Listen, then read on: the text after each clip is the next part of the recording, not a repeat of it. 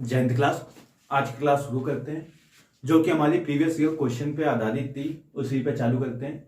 और जो सिंधु घाटी सभ्यता या हड़प्पा सभ्यता जो हमारा चल रहा था उसकी क्लास अपलोड नहीं हो पा रही है। उसमें कुछ टेक्निकल इशू जो हमने बताया था आपको, उसमें यूट्यूब में कुछ सेटिंग में दिक्कत हो गई है, तो उसमें 15 मिनट से ज्यादा वीडियो भी नहीं, वो अपलोड नहीं हो पा रही है। तो उसको आज दूर कर लेंगे और आज आपको शाम को क्लास मिल जाएगी, कल आपको क्लास मिल जाएगी। तो चलिए आज की क्लास शुरू करते हैं। जो हमारी प्रीवियस ईयर क्वेश्चन जो हमने कल करवाए थे उसी के आगे चलते हैं।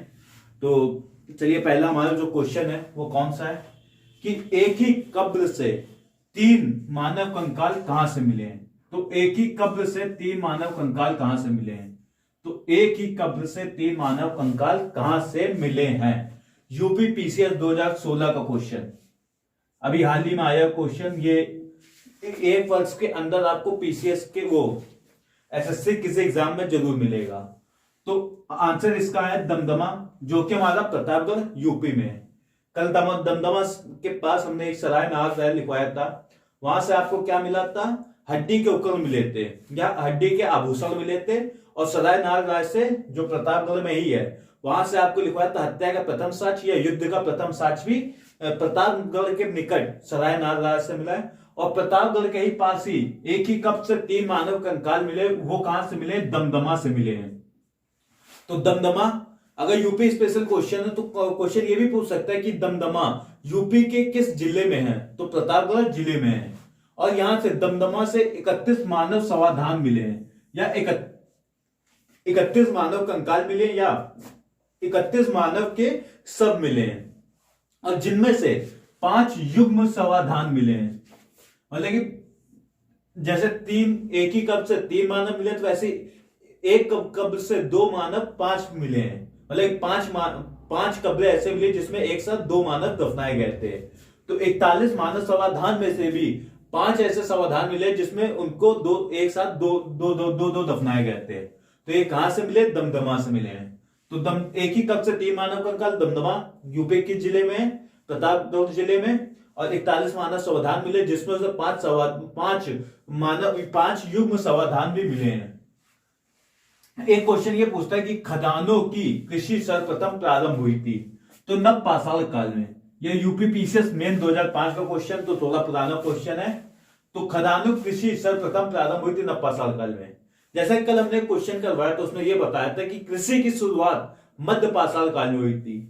और एक क्वेश्चन ये भी बनता है खदानों की या व्यवस्थित ढंग से कृषि की शुरुआत कहां से हुई थी, नव पाषाण काल से हुई थी।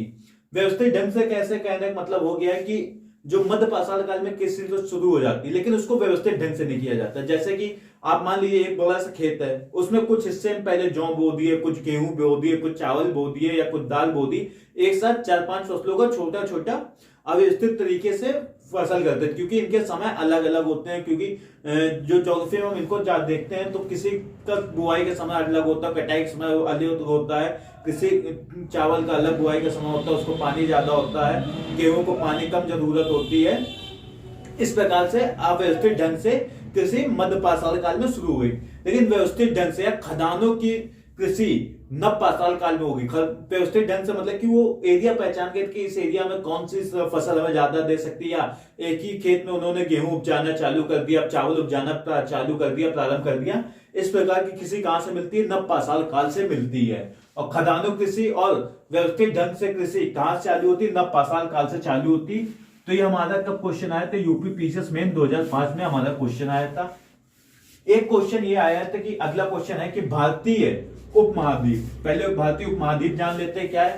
भारतीय उपमहाद्वीप को दक्षिण एशियाई बोलते हैं, जिसमें चाइना अपनी धौंस जमाना चाहता है और अमेरिका भी अपनी पावर, अपनी मजबूत यहाँ पकड़ बनाना चाहता है, भारत भी अपना मजबूत इलाका करना चाहता है। तो भारतीय उपमहाद्वीप में सिंपल से जान लीजिए कि कौन कौन से देश आते हैं।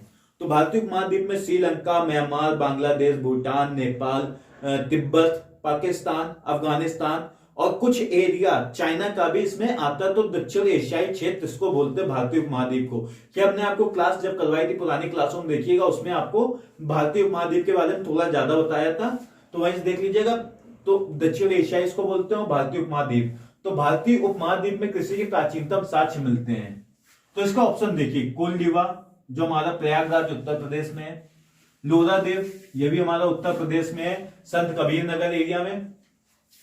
मेहलगढ़ बलूचिस्तान पाकिस्तान में, और टोकवा, ये 4 ऑप्शन दिए थे। तो इसका ऑप्शन अधिकतर लोगों ने मेहलगढ़ मारा था, लेकिन तब तक इसका आंसर बदल चुका था। तब तक नवीनतम खोजों के आधार पर इसका आंसर लोरा देव हो गया था। तो 2008 में क्वेश्चन पूछा गया था कि भारतीय उपमहाद्वीप में कृषि के प्राचीनतम साक्ष्य मिले, तो लोरा देव में मिले। और कब मिले? 8000 ईसा वर्ष पूर्व पहले, 8000 ईसा वर्ष पूर्व पहले चावल के साक्ष्य मिले।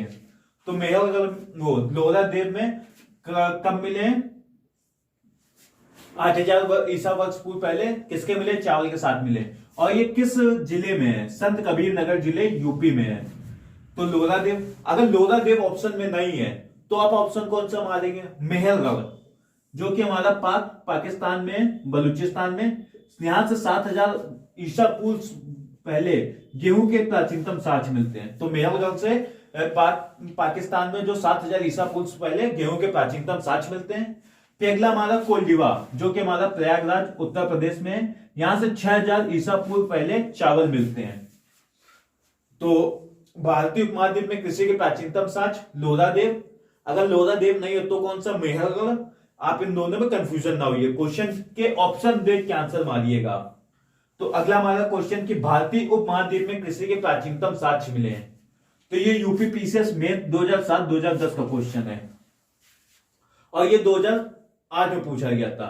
तो इसी क्वेश्चन के आधार पर सब लोग मेहलगढ़ टिक मार के आए थे। तो ये क्वेश्चन काफी लोगों का गलत हो गया था। उसका आंसर लोरा देव। आयोग इतना मतलब आयोग जो क्वेश्चन पूछता है उसमें कुछ ना कुछ लॉजिक जरूर छुपा होता है।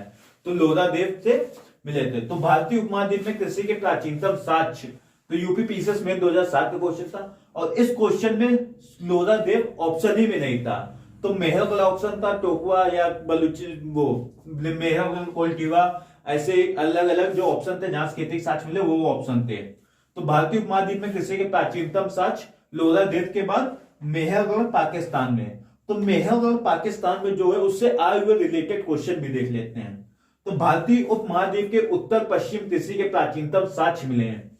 तो ये 36% 2017 में पूछा गया था। तो भारतीय उपमहाद्वीप के उत्तर पश्चिम में कृषि के प्राचीनतम साक्ष्य। तो भारत का थोड़ा नक्शा बना ले।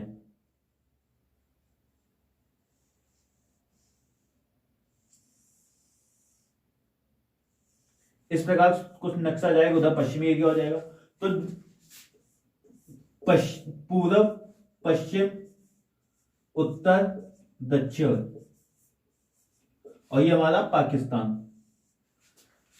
तो ये कहां है? मेहलगढ़ के इधर हो रहा है। तो ऐसे भारत को जब बांटेंगे तो ये हमारा उत्तर पश्चिम की ओर मेहलगढ़ है, क्योंकि मेहलगढ़ यहां कहीं पड़ता है। तो उत्तर पश्चिम की ओर मेहलगढ़ है। तो भारतीय उपमहाद्वीप के उत्तर पश्चिम में कृषि के प्राचीनतम साक्ष्य मेहलगढ़ पाकिस्तान से मिले। ये भी इसका आंसर मेहलगढ़ पाकिस्तान से। और भारतीय उपमहाद्वीप में पशुपालन के प्राचीनतम साक्ष्य मिले हैं। ये बीपीएससी में 2008 में क्वेश्चन, 2018 में क्वेश्चन पूछा गया था। तो हाल ही के क्वेश्चन है 2017-2018। तो इसका भी आंसर कहां है? मेहलगढ़ पाकिस्तान में। प्राचीनतम स्थायी जीवन के साक्ष्य मिलते हैं। ये यूपीपीसीएस में 2008 का क्वेश्चन है। ये भी मेहलगढ़ पाकिस्तान में है। और किस स्थल से पाषाण काल से लेकर हड़प्पा सभ्यता तक के सांस्कृतिक अवशेष मिले हैं? तो ये भी मेहलगढ़ पाकिस्तान में है। तो एक ये मोस्ट इंपॉर्टेंट क्वेश्चन बनता है कि किस स्थल से पाषाण काल से लेकर हड़प्पा सभ्यता तक के सांस्कृतिक अवशेष मिले हैं, तो वो कौन सा स्थल है? तो मेहलगढ़ पाकिस्तान में है। तो मेहलगढ़ पाकिस्तान से आपको क्वेश्चन समझ में आए होंगे। भारतीय उपमहाद्वीप में कृषि के प्राचीनतम साक्ष्य मिले। पहले तो लोरा देव अगर ऑप्शन में हो तो लोरा देव टिक मारिए, वहां से किसके मिलते हैं? चावल के।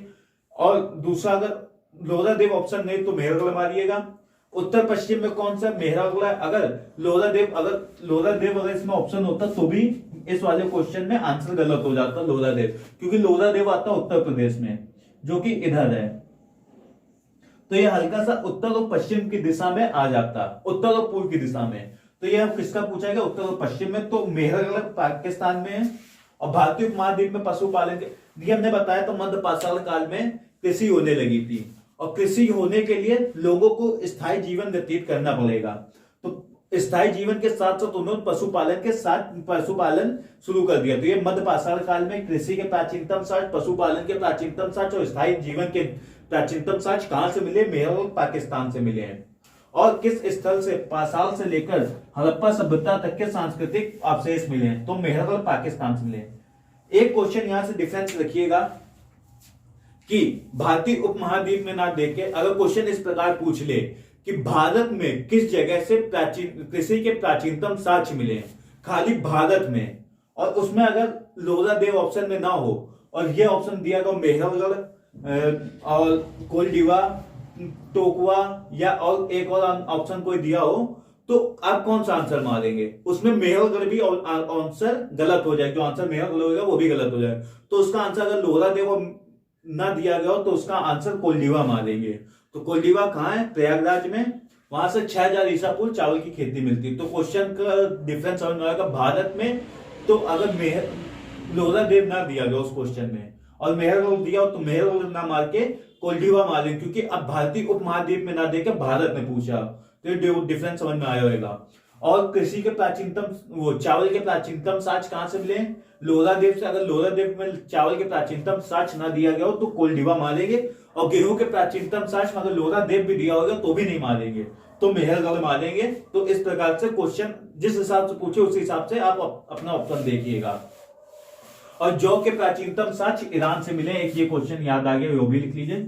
जौ के ईरान से मिले हैं। जौ के जो साक्ष्य मिले वो ईरान से मिले हैं, जो कि 7000 से 8000 ईसा पूर्व के बीच में है। जौ के प्राचीनतम साक्ष्य ईरान मिले हैं। तो चलिए आज की क्लास यही समाप्त करते हैं। और जो आज की सिंधु सभ्यता की जो क्लास है वो आज शाम को या कल सुबह आपको मिल जाएगी। तो चलिए ऐसे ही क्लास जो होती रहेगी आपको इसी प्रीवियस ईयर क्वेश्चन में आपको समझाते रहेंगे। तो चलिए आज के लिए यही समाप्त करते हैं। तो कल मिलते हैं नई क्लास के साथ। तो आज के लिए जय हिंद।